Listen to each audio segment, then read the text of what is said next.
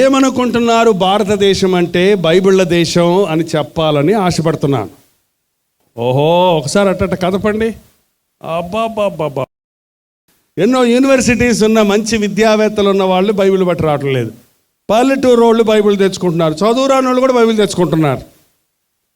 పెద్ద బైబిల్ పట్టుకొని వచ్చింది ఒక ఆమె, ముందు కూర్చుంది, ఒక రెఫరెన్స్ తీయటం లేదు. నాకు కోపం వచ్చింది. చిన్న మీటింగ్లు అండి, అది ఇంత పెద్ద మీటింగ్ కాదు. ఏమా బైబిల్ పెట్టుకొని తీవే చెప్తుంటే రెఫరెన్స్లు అంటే, నా చదువురాదు బాబాయ్ అంతే. చదువురాకపోతే ఎందుకు బైబిల్ పెట్టుకొచ్చుకున్నావు అంటే, పక్క వాళ్ళతో చదివించుకోవడానికి బాబాయ్ అంతే. అప్పుడు నేను సిగ్గుపడాల్సి వచ్చింది.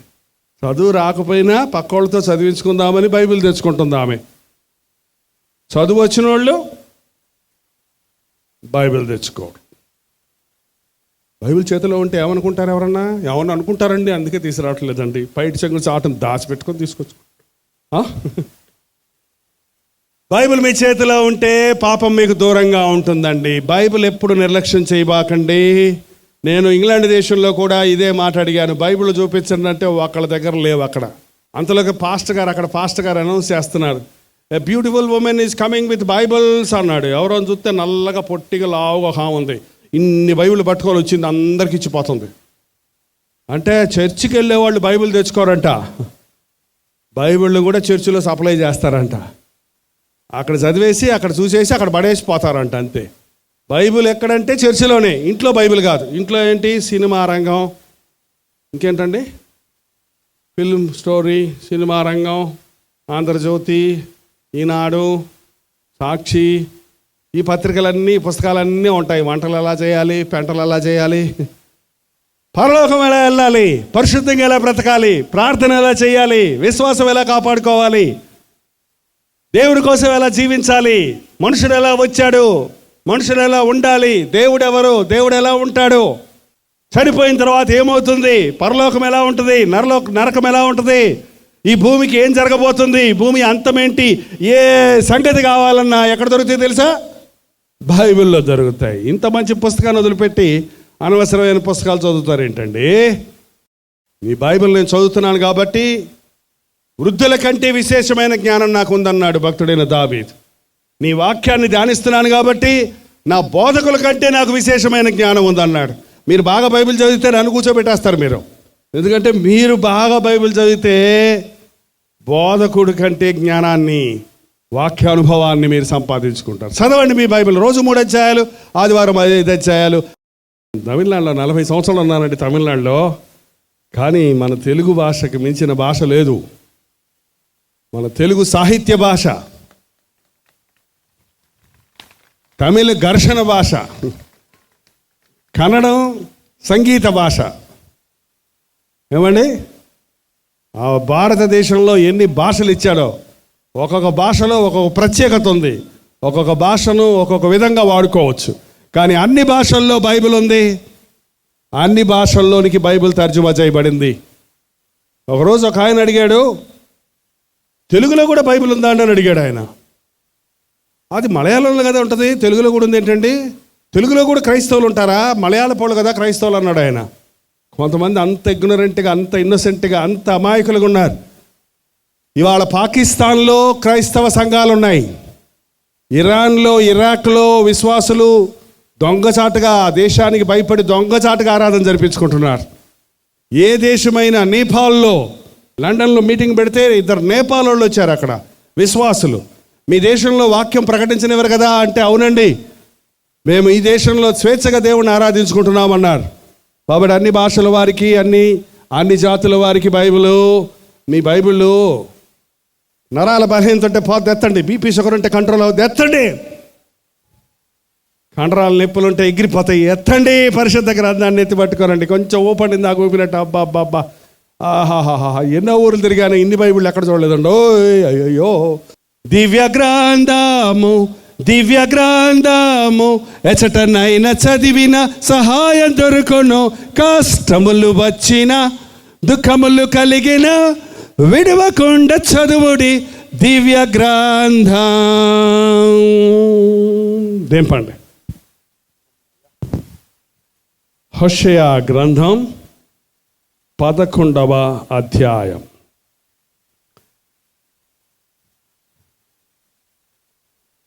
ఇశ్రాయేలు బాలుడై ఉండగా నేను అతని ఎడల ప్రేమ కలిగి నా కుమారుని ఐగుప్తులో నుండి పిలిచి తిని, ప్రవక్తలు వారిని పిలిచినను బయలు దేవతలకు వారు బలులర్పించిరి, విగ్రహములకు ధూపము వేసిరి. ఎఫ్రాయిమును చేయి పట్టుకుని వానికి నడక నేర్పిన వాడను నేనే, వారిని కౌగలించుకొనిన వాడను నేనే. నేనే వారిని స్వస్థపరచువాడినైనను ఆ సంగతి వారికి మనసున పట్టలేదు. ఎందుకో ఈ మీటింగుల్లో దేవుని మేలులు పొంది దేవునికి కృతజ్ఞత లేని వారిగా మారిన వారి విషయమై దేవుడు చెప్పమంటున్నాడు. ఎఫ్రాయిము దేవుడు పిలుచుకున్న ఎఫ్రాయిము, ఇశ్రాయేలు జనాంగములోనికి నుండి ప్రత్యేకముగా ఎన్నుకున్న ఎఫ్రాయిము. ఎఫ్రాయిము ఎవరో తెలుసా? ఎవరి కుమారుడు అండి? యోసేపు కుమారుడు. యోసేపు ఎవరి కుమారుడు? యాకోబు ఎవరి కుమారుడు? ఇస్సాకు ఎవరి కుమారుడు? అబ్రహాము. ఎవరు అబ్రహాము? దేవుడు కోరుకొని ఏరుకొని నది అద్దరిని విగ్రహాలను పూజ చేస్తున్నప్పుడు విగ్రహాలు చేసి అమ్మేవాడంట అబ్రహాము, నెత్తి మీద పొట్ట పెట్టుకొని దేవుళ్ళని. అంత ఆసక్తి అతనికి దేవుడు అంటే, దేవుణ్ణి ఆరాధించాలని ఆసక్తి. కానీ నిజ దేవుడు తెలియనప్పుడు దేవుడు అతని హృదయంలోని వాంఛను చూసి అతడు సత్యాన్వేషణలో ఉన్నాడన్న సంగతిని గ్రహించి అబ్రహామును కోరుకుని నది అద్దరి నుండి పిలిచి, అబ్రహాము నా మాట విను, నాకు లోబడు, నిన్ను ఆశీర్వదిస్తాను, నిన్ను ఆశీర్వాదకరంగా చేస్తాను, నీలో నుండి ఒక ప్రత్యేకమైన జనాంగాన్ని నేను దీవిస్తాను. ఈ లోకం చెడిపోయింది, లోకంలో ఉన్న జనులందరూ తమ మార్గాలు చెరిపేసుకుంటున్నారు. నా కొరకు నా నామాన్ని మహిమపరిచేటువంటి ఒక జనాంగాన్ని పరిశుద్ధపరిచి ప్రత్యేకపరిచి నిలబెట్టాలని దీవించాలని ఆశిస్తున్నాను అని అబ్రహాముతో చెప్పాడు. అదే మాట ఈ రోజున ఈ లోకం చెడిపోయింది. ఈ లోకంలో ఉన్న జనులందరూ వక్రజనులుగా ఉన్నారు. అన్యాయము, మోసము, దగ, క్రూరత్వము, రాక్షసత్వము, త్రాగుబోతనము, వ్యభిచారము, చిన్న పిల్లలని మానభంగాలు, అదేమి విపరీతమో. ఒక చిన్న బిడ్డను పట్టుకొని 5-6 మానభంగం చేశారంటే వాళ్ళు జంతువులా మనుషులా జంతువులా? సొంత తండ్రి కుమార్తెలతో పాపం చేస్తున్నాడు అనే సంగతులు న్యూస్లో చెప్తున్నారు సిగ్గు లేకుండా. ఎంత హీన స్థితికి ప్రపంచం దిగజారిపోయిందో అర్థమవుతుందా మీకు ఎప్పుడైనా? పరిశుద్ధత లేదు, దైవ భయం లేదు, యథార్థత లేదు. దేశాన్ని పాలించమంటే దేశాన్ని దోచుకొని తింటున్నాడు జనం. పేదోడైపోతున్నాడు, ధనవంతుడైపోతున్నాడు.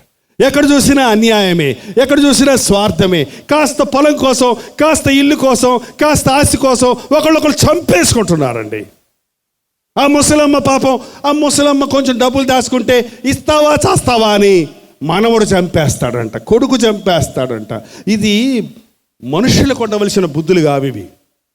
దేవుడు ప్రేమ, పవిత్రత, నీతి, న్యాయాలు కలిగిన వాడు. ఆ రీతిగా మనల్ని ఉండాలని మనల్ని సృష్టిస్తే మానవుడు జంతువుల కంటే హీనస్థితికి దిగజారిపోయాడు. ఇలాంటి లోకానికి నిజమైన మానవుడు అంటే ఎలా ఉండాలి, పవిత్రముగా బతకడం అంటే ఎలా ఉండాలి, నీతి న్యాయాలు కలిగి జీవించాలంటే ఎలా జీవించాలి అని జీవించి చూపించే మానవుల కొరకు దేవుడు నిన్ను నన్ను కోరుకున్నాడు. అందుకే నీవు దేవుని బిడ్డవయ్యావు. అందుకే నీ చేతుల్లోనికి బైబిల్ వచ్చింది. నీవు బైబిల్ చేతితో పట్టుకొని లోకంలాగా బ్రతికితే, లోకస్తుల్లాగా బ్రతికితే, బైబిల్ను చదివానని, బైబిల్ను వింటున్నానని, యేసుప్రభు నమ్ముకున్నానని, బాప్తిసం పొందానని, ఇంకా అబద్ధికుడుగా, దొంగగా, మోసగాడిగా, వ్యభిచారిగా, తాగుబోతుగా, బలాత్కారము చేయవాడిగా ఉంటే దేవుని గుండె మండిపోతుందట. ఆనాడు ఆదిలో సృష్టి పాడైనప్పుడు నోవహును చూశాడు. నోవహు ఒక్కడే నిందారహితుడని కోరుకొని ఒక నూతనమైన సృష్టి మళ్ళీ చేశాడు నోవహు కుటుంబం ద్వారా. మళ్ళీ కొంతకాలానికి మళ్ళీ పాడైపోయారు మానవుడు. అప్పుడు దేవుడు అబ్రహామును చూశాడు.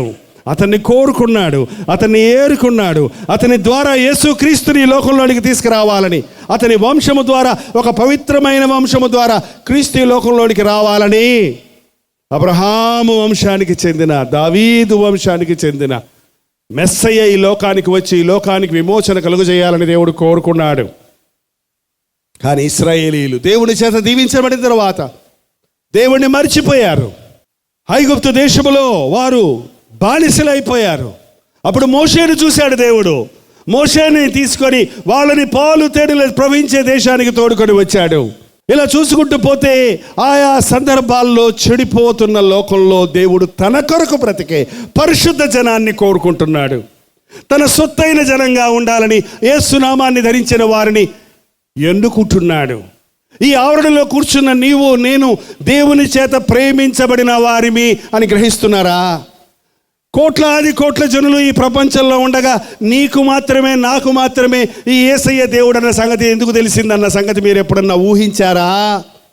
ఆయనే మొదట మనలను ప్రేమించను గనుక మనం ఆయనను ప్రేమిస్తున్నాము. నువ్వు కాదు దేవుడిని ఎన్నుకుంది, దేవుడే నిన్ను ఎన్నుకున్నాడు. మర్చిపోవద్దు అది. నువ్వు కాదు దేవుడిని ప్రేమించింది, దేవుడే నిన్ను ప్రేమించాడు. నీ తల్లి గర్భములో ఉన్నప్పుడే నిన్ను ఆయన ప్రేమించాడు. నీ తాత ముత్తాతల దగ్గర నుండే దేవుడు మనల్ని ప్రేమించి ఈ తాత కడుపులో కొడుకు, కొడుకు కడుపులో మనవడు పుడతాడు, ఈ మనవడు కొడుకు జైపాలై ఉంటాడని ఎప్పుడో చూశాడు అనుకుంటున్నాను.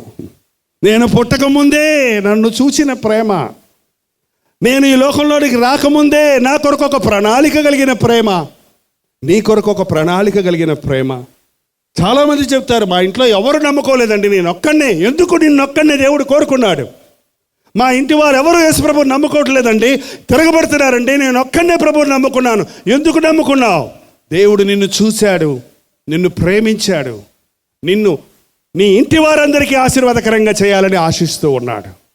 అయితే యోసేపు దేవుని చేత దీవించబడ్డాడు. యోసేపు అన్న రూబేను ప్రథమ కుమారుడికి రావాలి దీవెన. కానీ రూబేను, యాకోబు కుమారుడైన రూబేను వ్యభిచారానికి సూచించాడు. కాబట్టి నువ్వు నీళ్ళలాగా చంచలుడు అయి ఉంటావయ్యా, నువ్వు పనికిరావు. ఆ యొక్క ప్రథమ ఫలము యోధా కొదమ సింహం అని పిలువబడిన వాడికి ఇవ్వాలనుకున్నాడు. కానీ ఆ యోధాకు ఒకటే కోపం, ఓరుషం, ఉక్రోషం. వాళ్ళ చెల్లిని ఏదో చేశారని ఊరు వాళ్ళందరినీ చంపేశాడు మొత్తానికి. నువ్వు పనికిరావు. ఆశీర్వాదం యోసేపుకి వచ్చింది. యోసేపు ఫలించడు కొమ్మ. యోసేపు ఐగుప్తు దేశంలో అనేక శ్రమలు పొందినప్పటికీ దేవుని కొరకు నిలబడ్డాడు గనుక, పరిశుద్ధంగా తన శరీరాన్ని కాపాడుకున్నాడు గనుక యోసేపు అందమైన వాడట, సుందరమైన వాడట. ఆ ఇంటి యజమానురాలు ఆయన మీద కన్నేసిందంట. ఏంటంటే అతనితో పాపం చేయడానికి ప్రేరేపించిందంట. కానీ యోసేపు ఏం చేశాడు? ఆమె చేతుల్లో నుంచి విదిలించుకొని జారత్వము నుండి దూరముగా పారిపోము అని కొత్త నిబంధనలో ఉన్న వాక్యాన్ని అక్షరాల పాత నిబంధనలోనే పాటించాడు. దానివల్ల అతనికి శిక్షే వచ్చింది, అవమానమే వచ్చింది, చెరసాలే వచ్చింది. కానీ దేవుడిని దూషించలేదు. దేవుని సాక్షిగా చెరసాల్లో జీవించాడు. తగిన సమయంలో దేవుడు అతన్ని హెచ్చించి ఐగుప్తు దేశమునకు ముఖ్యమంత్రిని చేశాడు, ప్రధానమంత్రిని చేశాడు. ఆ యోసేపుకి 2 కొడుకులు పుట్టారు. ఆ కొడుకుల్లో ఒకడు మనష్షే, మరొకడు ఎఫ్రాయిము. మనష్షే పెద్ద కొడుకు, ఎఫ్రాయిము చిన్న కొడుకు. ఇప్పుడు చిన్న కొడుక్కి పెద్ద కొడుక్కి సామాన్యమైంది. ఆ రోజుల్లో పెద్ద కొడుకు అంటే అధికారం అంతా వాడిదే. తండ్రి తర్వాత తాళం చేతులు వాడికే. ఆస్తి ఉందంటే ఆస్తిలో 2 భాగాలు ప్రథమ కొడుక్కి, మిగిలిన వాళ్ళందరికీ మిగిలిన భాగం. కాబట్టి అందరూ జ్యేష్ఠత్వ హక్కు కోసం ఉపలాట పడేవాడు. అందుకే యాకోబు తల్లి కడుపులోనే పెరగలాడాడంట. అన్నగా నేను ముందు పుట్టాలని కాలు పెట్టుకొని పుట్టాడంట. పుట్టిన కాడి నుంచి చిన్నోడిగా పుట్టానని చెప్పి పోరాడి మోసం చేసి ఆశీర్వాదాలు పొందాలనుకున్నాడు. ఇక్కడ ఎఫ్రాయిము చిన్నోడు, మనష్షే పెద్దోడు. యోసేపు ఒకరోజు ఆ 2 కుమారుల్ని వాళ్ళ తండ్రి దగ్గర తీసుకొచ్చి, ఎవరా తండ్రి? అదిగో వింటలేదు. ఎవరా తండ్రి? నాకేం తెలుసు అంటారు. యాకోబు దగ్గర తీసుకొచ్చి నా కుమారుల్ని దీవించయ్యా అని అడిగారు. ఏమండి నేను మాట అడగనా? మీరు ఎప్పుడన్నా మీ పిల్లల్ని తీసుకెళ్ళి మీ తల్లిదండ్రుల దగ్గర తీసుకెళ్ళి, నాన్న మా పిల్లల్ని ఆశీర్వదించమని అడిగారా? ఆ ముసలోడు ఏంటి మనల్ని ఆశీర్వదించాడు. అమ్మా ముసలమ్మ వచ్చింది అంటాడు అమ్మమ్మని. ఏ అమ్మమ్మ అంటే అంత సులకనా నీకు? ఏమంటే నాయనమ్మ అంటే అంత అలసా నీకు అంటే అట్లా ముసలోళ్ళ తల్లులే చెబుతారు కొన్నిసార్లు, రే ఆ ముసలిదాన్ని నీకు చెప్పకరా నీకు ఇచ్చారని. ఏంటండి ఇది? తల నెరిసిన వారు మన ఇంట్లో ఉండటం ఆశీర్వాదం అండి. దయచేసి ఈరోజు మీటింగ్ అయిన తర్వాత మీ అమ్మగారులను కానీ నాన్నగారులను కానీ అమ్మమ్మలను కానీ నాయనమ్మలను కానీ తాతయ్యలను కానీ అవమానపరుచుంటే వెళ్ళి సారీ చెప్పండి. ఓ స్వీట్ పట్టుకెళ్ళి ఇవ్వండి. స్వీట్ తినర్లేండి, అలా షుగర్ వచ్చి ఉంటుంది. పోనీ ఒక ఫండ్ పట్టుకెళ్ళేవ్వండి, ఓ చిన్న గిఫ్ట్ పట్టుకెళ్ళేవ్వండి, ఒక కండవ పట్టుకెళ్ళేవ్వండి. ఓ నేత చీర కట్టుద్దాం ముసలమ్మని, ఏమన్నా పొట్ట చీర కడితే కట్టుకుంటుందామా? నాకు ముందుకమ్మా అయ్యి అంటది. ఆ నేత చీర 115 రూపాయలకు వస్తుందేమో కదండి. ఒకటి కట్టుకెళ్ళి అమ్మ ఈ చీర కట్టుకో అనకూడదా? అబ్బే నీకు ఎందుకే ముసలి దానికి ఆ చీర నాకు ఇచ్చేయమంటారు వీళ్ళు. ఏమండి, తల్లిదండ్రులు మనల్ని దీవించితే అది దీవెనండి. మన పితరుల ఆశీర్వాదాలు మన మీదకి వస్తాయి. ముఖ్యంగా మీ తల్లిదండ్రులు దేవుని యందు భయభక్తులు కలిగిన వారైతే, ప్రార్థించేవారైతే, రాత్రి కుటుంబం వచ్చారు, 8 మందో 7గురో చెప్పారు. మా అవ్వ యేసుప్రభుని నమ్ముకుందండి, మా అవ్వ మా అమ్మ ప్రభువుని నమ్ముకునేటట్టు చేసిందండి, మా అమ్మ మేము 8 మంది యేసుప్రభుని నమ్ముకునేటట్టు చేసిందండి, మేమందరం యేసయ్యతో కుటుంబంగా వెంబడిస్తున్నామని సంతోషంగా చెప్తున్నారు. తిమోతిని గురించి రాయబడింది, నీ అవ్వలో నుంచి అమ్మ, అమ్మలో నుంచి తిమోతికి యవ్వన ప్రాయంలో 18 ఏళ్ల వయసులో తిమోతి అనే యవ్వనస్తుడు గొప్ప బిషప్ అయిపోయాడు, గొప్ప సేవకుడు అయిపోయాడు. కారణం ఏంటంటే అవ్వ ప్రార్థన, అమ్మ పెంపకం. ఆ తిమోతి వాళ్ళ నాన్న గ్రీకు దేశస్తుడు, అంటే అన్యుడు, యూదుడు కాదు, విశ్వాసి కాదు. తండ్రి అవిశ్వాస అయినా సరే తల్లి విశ్వాసం కుమారుని గొప్పవాడిని చేసింది. దయచేసి మీ తల్లిదండ్రులు మీ సంతోష పెట్టండి. వాళ్ళు ఏడిస్తే మీకు అది శాపం. తల్లిదండ్రులను ఏడిపించకండి. చాలామంది యవన బిడ్డలు పెళ్ళిళ్ళ విషయంలో తల్లిదండ్రులను ఏడిపిస్తారు. కానీ పెంచి పెద్ద చేసిన తల్లిదండ్రులు లెక్కరాడు, ఎవడో ఒకడు చూసేది, ఎవరితోనో ఒక చూసేది, అదిగో నేను ఆ మనిషిని ప్రేమించాలి, ఆమె పెళ్ళి. నువ్వు వద్దు నాయన, నువ్వు వద్దమ్మా, నువ్వు వద్దు, ఏమొద్దు నాకు, నువ్వు ఉంటే చాలు, వాడు ఉంటే చాలు. వాడు 3 నెలలు ఉంటాడు, 3వ నెల వదిలిపెట్టేస్తే ఇక్కడికే వస్తావు. మళ్ళీ ఎక్కడికి?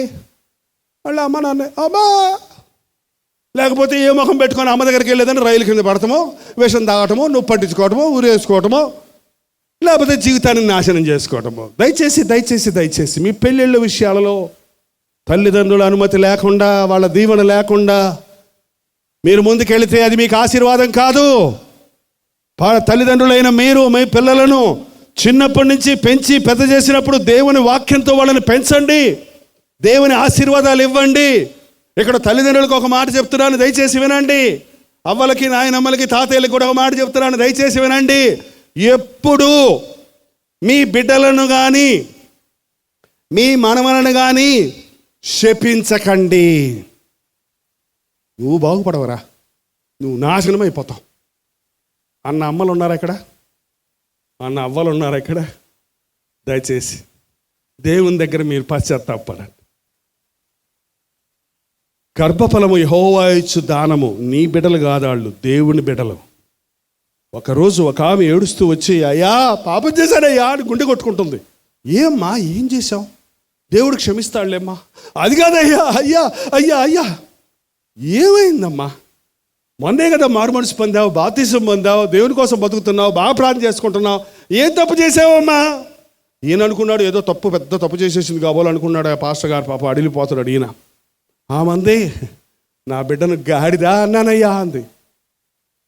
పాస్టర్ గారికి అర్థం కాలే. అదేం పాపం అమ్మా? అదేంటి పాస్టర్ గారు అట్లా అంటారు? గర్భఫలం యెహోవా ఇచ్చు దానం అంటే దేవుడిచ్చిన దానాన్ని గాడిద, కుక్క, నక్క అంటే తప్పు కదా? తప్పు కదా? ఏంటి మీ పిల్ల గాడిదైతే మీరెవరో? అబ్బా, వాడి గాడిదైతే మీరు పెద్ద గాడిద. ఏంటండి జంతువుల పేర్లు పెట్టి పిల్లల్ని తిడతారు ఎందుకండి? చిచి, తిట్టకండి. ఆశీర్వదించండి, బిడ్డల్ని ఆశీర్వదించండి. మీ ఆశీర్వాదం వాళ్ళకి ఉంటుంది. వాళ్ళు ఎంత మొండోళ్ళైనా, ఎంత కఠినులైనా, ఎంత ఏడిపిస్తున్నా మిమ్మల్ని, మీ పని ఓర్చుకోవడమే, మీ పని సహించుకోవడమే, మీరు క్షమించడమే, మీరు దీవించడమే. ఏదో ఒక రోజు ఆ బిడ్డను దేవుడు పట్టుకుంటాడు. అదే ఇక్కడ చూస్తున్నాం. ఎఫ్రాయిమును దేవుడు ఎంతో ప్రేమించాడు. ఎఫ్రాయిముకు యాకోబు దీవెనలన్నీ, యాకోబు వంశంలో యాకోబుకు రావాల్సిన ఆశీర్వాదాలన్నీ ఎఫ్రాయిం మీదకి ఇచ్చాడు దేవుడు. వాళ్ళ అన్నున్నప్పటికీ దేవుడు ఎఫ్రాయిమును దీవించాడు, చిన్నోడును దీవించాడు, ఎఫ్రాయిమును ప్రేమించాడు. నిన్ను స్వస్థపరుస్తాడు. నీ గురి దేవుని మీద ఉండాలి. ఈ రోజున ఆరోగ్యంగా నీవు ఉన్నావంటే దేవుని హస్తం నీ మీద ఉంది. ప్రభు అంటున్నాడు, నేను నడక నేర్పాను, నేను కౌగిలించుకున్నాను, నేను ఓదార్చాను, నేను ప్రేమించాను, నేను స్వస్థపరిచాను, నేను అన్నీ ఐగుప్తులో నుంచి బయటికి రప్పించాను, దీవించాను, నడిపించాను, అన్నీ చేశాను. చేస్తే వీళ్ళు ఏం చేశారు? అభిప్రాయం ఏం చేశాడు? ఆ సంగతి వారికి మనస్సున పట్టలేదు. ఏమైందంట? ఆ సంగతి వాళ్ళ బుర్రకెక్కలేదు. నేను ఇలా ఉన్నానంటే ఇది దేవుని కృప అన్నది గ్రహిస్తం లేదు. ఇది నా సామర్థ్యము, నా బలము, నా జ్ఞానము అని వెర్రవేగుతున్నారు. నన్ను మర్చిపోయారు. ఎఫ్రాయిము నన్ను మర్చిపోయి గాలి మేస్తున్నాడంట. ఏం మేస్తున్నాడంట? గాలి మేస్తాడా? అసలే గ్యాస్ట్రిక్ ట్రబుల్, మళ్ళీ గాలి మేస్తే ఏమవుద్ది? ఏమండి, ఎఫ్రాయిము నన్ను విడిచిపెట్టేశాడు. చాలామంది తల్లిదండ్రులు చెప్తున్నాడు, మా అబ్బాయి అండి గాలికి తిరుగుతాడండి. ఎక్కడ తిరుగుతాడు అంటే అర్థం ఏంటి? అర్థం ఏంటండి? మీరు ఎప్పుడన్నా కుక్కలు రోడ్డు మీద పరిగెత్తే చూసారా? అర్జెంటుగా పరిగెడుతుంటుంది, మళ్ళీ ఇటు వెళ్ళిపోతుంది అంతలోకే. మనం ఆపేసి కుక్క పక్షులు బాబో బాబో బాబో బాబో అని అడిగితే, ఎందుకు వెళ్తున్నావు ఇక్కడ, ఏం పని ఉందని అడిగితే, ఏం పని ఉంది దానికి? ఏం పని లేదు. ఇటు తిరుగుద్ది, అటు తిరుగుద్ది, ఇటు తిరుగుద్ది. అక్కడ ఒక ఆడకుక్కని చూస్తుంది మొకాడ, అది చూసి అంటుంది అంతే. మరి ఇటు చూస్తుంది, ఇటు తిరుగుద్ది. ఇంతే. ఈ గాలికి తిరిగే కుర్రోళ్ళు చూడండి, అమ్మాయిలు అమ్మట అబ్బాయిలు, అబ్బాయిలు అమ్మట అమ్మాయిలు. ఈ రోజుల్లో అమ్మాయిలే అబ్బాయిలు అమ్మట తిరుగుతున్నారట. ఇది ఎక్కడ చోద్యము? ఒకప్పుడు అబ్బాయిలు అమ్మట అమ్మాయిలు అమ్మట తిరిగేవాళ్ళు, ఇప్పుడు అమ్మాయిలు అబ్బాయిలు అమ్మట తిరుగుతారంట. ఏమండి, తారుమారు అయిపోతుంది లోకం అంతా కూడా. పరాయి పురుషునితో నీకేం సంబంధం? బాయ్ ఫ్రెండ్ అంట. ఏం ఫ్రెండ్? గర్ల్ ఫ్రెండ్ అంట. ఎవరికి? గర్ల్కేమో బాయ్ ఫ్రెండ్, బాయ్కేమో గర్ల్ ఫ్రెండ్. మీకు ఎవరన్నా అట్లాంటి ఫ్రెండ్లు ఉంటే యూ కట్ దట్ ఫ్రెండ్షిప్. మళ్ళీ ఇంగ్లీషు, మళ్ళీ స్టైలు. ఇది ఏమన్నా అమెరికా అనుకుంటున్నా, లండన్ అనుకుంటున్నావా? అంటాడు. ఏందో మనకి ఏలూరు నుంచి పోయి హైదరాబాద్లో పోయి అంటాడు. అంతలోకే కష్టపడి అమ్మ నాన్న చదివించి నీకు ఫీజులు కట్టి బీటెక్ చేస్తావు, ఎంటెక్ చేస్తావు, నువ్వేదో గొప్ప దాని అవుతావు, గొప్పోడు అవుతావు అని ఆశపడితే పోయి ప్రేమ కలాపాలా? ఏమంటది? ఏంటది? దేశం విడిచిపెట్టి నిన్ను తల్లిదండ్రులు పంపిస్తే చదువుకోమని పిచ్చి పిచ్చి వేషాలు. ఎంతమంది ఈ రోజున వారి జీవితాలను పోడు చేసుకుంటున్నారు? తల్లిదండ్రులారా జాగ్రత్త. మీ పిల్లలను డబ్బులు ఇవ్వటం గొప్ప కాదు, చదివించటం గొప్ప కాదు, వాళ్ళు అడిగినవన్నీ కొనిపెట్టడం మంచిదే. కానీ వారి ప్రవర్తన ఎలా ఉందో చూడండి. వాళ్ళకి తగిన సమయంలో ప్రేమతో, సహనముతో, ఓర్పుతో సలహాలు ఇవ్వండి. చాలామంది దేవుని ఆశీర్వాదాలను గుర్తించడం లేదు. నేను ప్రేమించాను, నేను నడిపించాను, నేను దీవించాను, నేను ఆశీర్వదించాను, నేను స్వస్థపరిచాను, కానీ దాన్ని మనసుని పెడతం లేదు. గాలికి తిరుగుతున్నాడు. గురి లేని జీవితం అండి.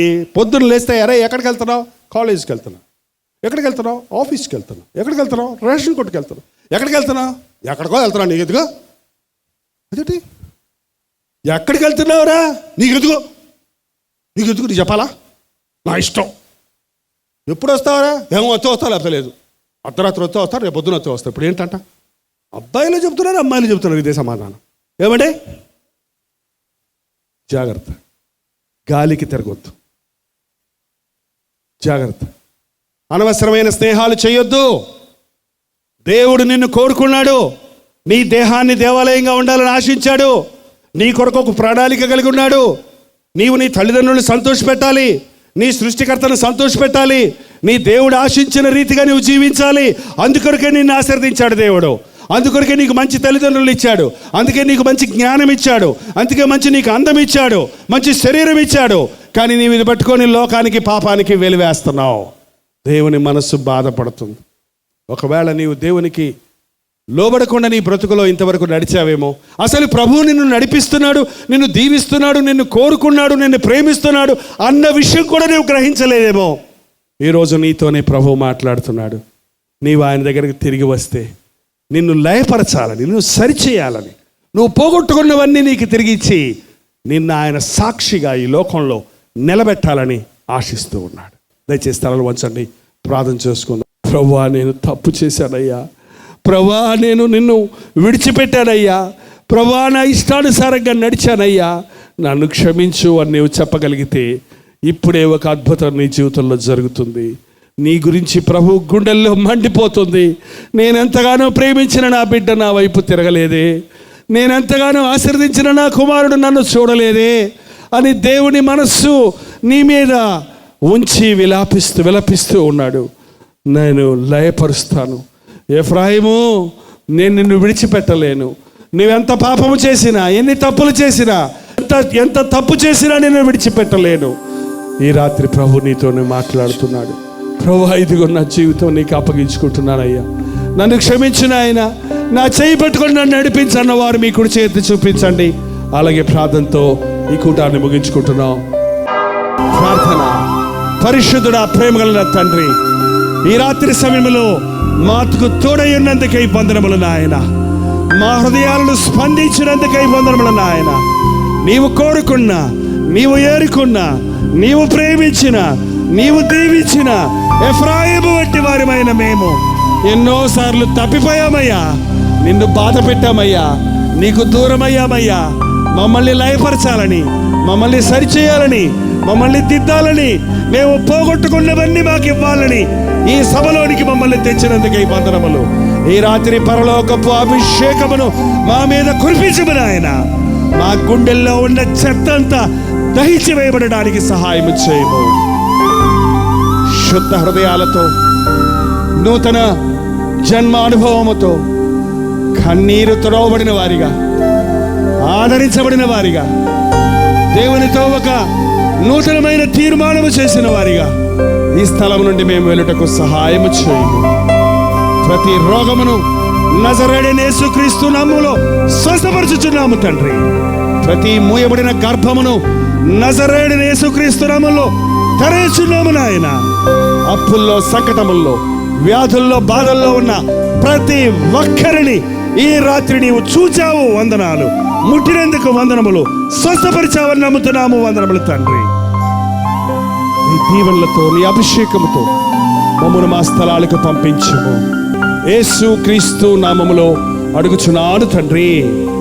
మన తండ్రి అయిన దేవుని యొక్క ప్రేమయు, కుమారుడైన క్రీస్తు యొక్క కృపయు, ఆదరణకర్త అయిన పరిశుద్ధాత్మ యొక్క సహవాసమును ప్రభువుకు అర్పించుకున్న మీకందరికీ ఇప్పుడును సదాకాలమును తోడై ఉండునుగాక. ఆమేన్, ఆమేన్, ఆమేన్.